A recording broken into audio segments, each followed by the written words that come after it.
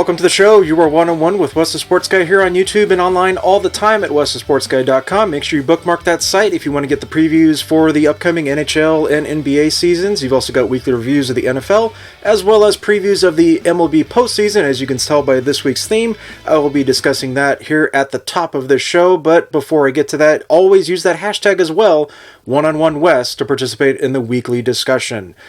Getting right into it, the MLB postseason is right around the corner, essentially. We've only got less than, I think, 10 games for most teams, if in fact all teams in Major League Baseball. Here's a look at what the standings look like in the American League.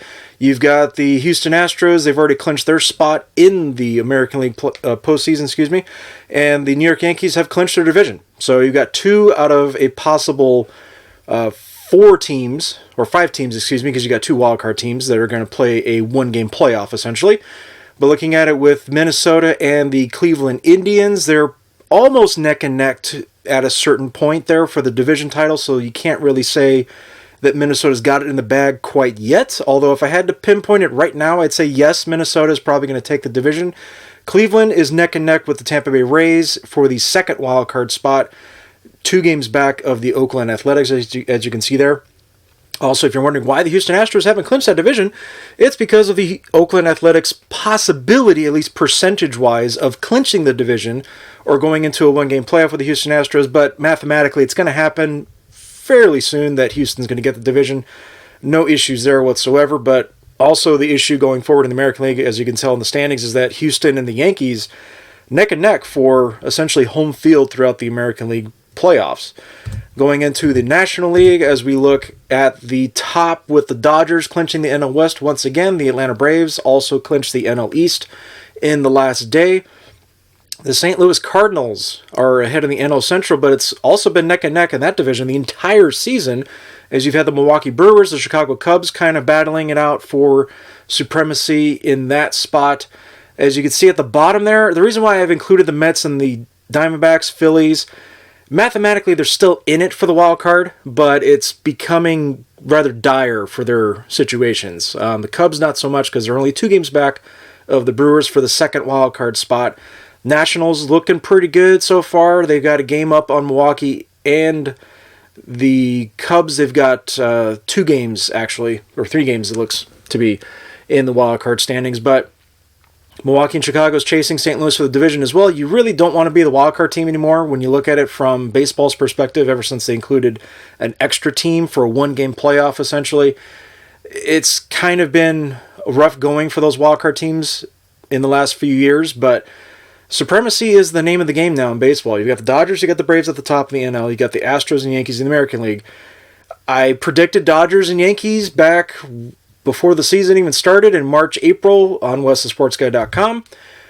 Am I going to go away from that now? No. It's still, I believe, going to be Yankees and Dodgers. I think the Astros definitely helped themselves getting Zach Greinke, but looking at it, how the Yankees now just got Giancarlo Stanton back healthy, Aaron Judge is back as well, Gleyber Torres has been tearing it up all season long. The Yankees also have gotten a little bit of a boost in the pitching department with the health of Luis Severino going down the stretch. It's going to be interesting in the American League nonetheless. Same thing in the National League. Can anybody beat the Dodgers? If there's a team that does, it'll be the first, because the Dodgers have been to the last 2 World Series now, losing to the Astros and losing to the Red Sox, respectively. Can they finally get over that hump and win it the third time? Third time's a charm? I don't know. We shall see as October gets ramped up here right around the corner. Make sure you go to westhesportsguy.com and get the preview for all the MLB postseason matchups before they happen. Time for the segment that is not going to go to Area 51 to quote-unquote rate it and free them aliens. Do you remember? You remember?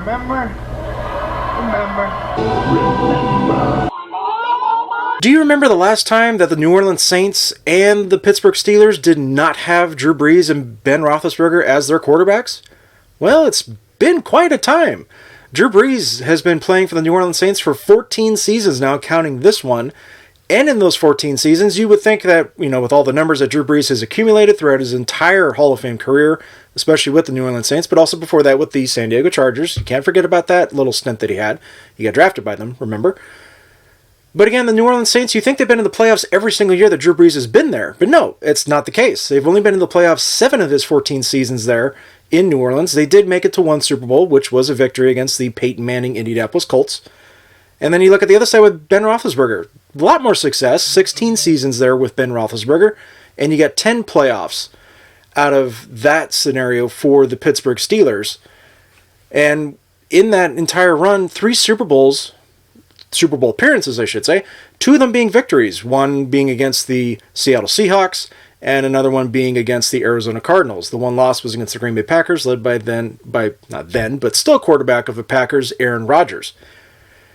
But looking at it this season, Ben Roethlisberger had an elbow injury, which they did not specify what it was, but looking at the injury and the severity of it, it was definitely Tommy John surgery that he's going to need to have. And with that Tommy John surgery, that basically means that your season is completely over. But looking at it going forward with the Pittsburgh Steelers, they do have a pretty serviceable backup of Mason Rudolph, if you saw what he did last week against the Jacksonville Jaguars, but against the Seattle Seahawks at a home game. I'm getting confused because I think the Jaguars are the team that just totally steamrolls the Steelers, and that's been the case recently. But no, that was against the Seattle Seahawks. It was a serviceable game for Mason Rudolph, not a victory, though, for the Steelers. They were 0-2 to start the year. But not having Roethlisberger going forward is going to be an interesting time for them. Is Mason Rudolph going to be the guy? Are they going to have to hope for a high draft pick next year? Oh, that's right. You traded it for Minkah Fitzpatrick to the Miami Dolphins to essentially shore up your defense there at the back end.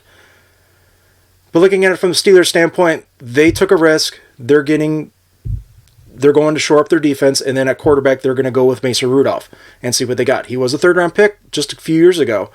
So it'll be interesting to see how Pittsburgh plans their future out going forward. And does Roethlisberger come back the way he was after what looks like it was Tommy John surgery for him? And on the other side, Drew Brees is not going to be around for a little while, probably at least a month, possibly 2 months. He tore a ligament in his thumb as he made contact with Aaron Donald on a pass attempt last week against the LA Rams. The Saints have a very good backup in Teddy Bridgewater, who used to be a former first-round pick of the Minnesota Vikings. He had a devastating knee injury that sidelined his career there, and also he kind of bounced around. He went to the New York Jets for 1 year, and then the Jets turned around and traded him to the Saints. But the Saints also have a wild card in Taysom Hill, who plays everywhere for them. He's not just a quarterback, he's a running back, he's a receiver, he's a blocker, he's a special team tackler as well. He's all over the place. It's amazing to watch.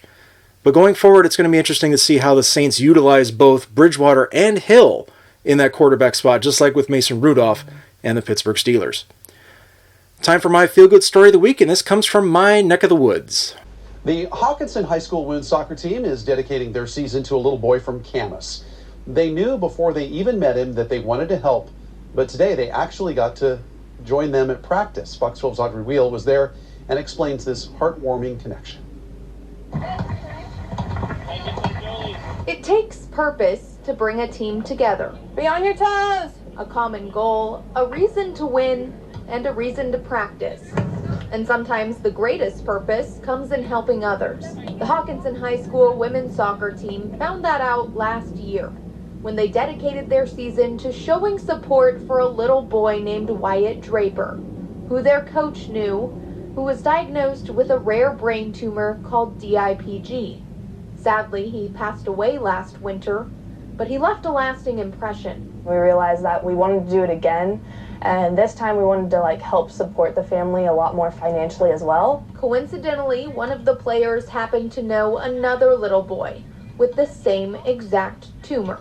It was kind of perfect. 4-year-old Camden Linton. Are you excited to be part of the team? Yeah. Say we love you guys. He was diagnosed just a few months ago, and his parents say his tumor is inoperable. He's done with radiation, and they're looking into clinical trials. So this Hawkinson season is dedicated to him. It's been bittersweet. It's been an amazing journey as you meet and make new friends. We've been just super impressed with the outpouring of love and support for our family. The team is asking fans to pledge donations for every game they win to go toward his medical bills. It's been a great experience, and we've just been able to do so much more and hopefully continue to help and get other people to help. But it's not just about the money. It's also about communities coming together and bringing joy in a difficult time. The team invited Camden to practice, gave him a signed soccer ball, a toy fire truck, Oh my goodness, you don't have that one. and spent the afternoon hanging out with him. For a 4-year-old, this is what it's all about, spending time out in the grass and kicking balls around, and it's been good to see him active again. Seeing him getting really excited about it, it all came together. A practice well spent. Much better than a day of training, for sure. It helps us have a better season because we know we're working for something. For a team whose purpose goes far beyond soccer. In Hawkinson, Audrey Wheel, Fox 12 Oregon. And for anybody interested in donating through the team or directly to the Lintons, we have all that information on our website, kptv.com. You can also get that information here at the bottom of the description on this video. I will also link it up at my Facebook page, Wes the Sports Guy. And I salute you to 4-year-old Camden and the Hawkinson girls high school soccer team. My heartfelt thoughts and prayers are with you, Camden, and your family during this time. All the best to you. And if you'd like to donate, again, I'm going to link that here in the description of this video. And also my Facebook page if you'd like to donate to the family to help pay for the medical costs. And again, it's just a great story. I try to give this to you every single week. And stories like this that pop up that are in my neck of the woods, in my backyard, essentially. It's good to see. It's amazing. And again, I'm doing this to highlight that it could be anywhere at any given time that you have stories like this that need to be shared and need to be shown as much as possible rather than what we usually get every single day in the 24/7 news cycle. But stories like this is what I try to highlight and try to bring to the forefront more than all the other nonsense that's been going on a day-to-day basis. Thank you for tuning in. I'm going to take a little bit of a break as I get my new space set up for the continuation of this show. But in the meantime, make sure you bookmark westthesportsguy.com. I cannot emphasize that enough. Weekly reviews of the NFL season after every single week has been played and taken care of. Also, we got the MLB postseason, as I said at the top of the hour, with the NHL and NBA season starting up really soon. Make sure you bookmark westthesportsguy.com. Use that hashtag #OneOnOneWest.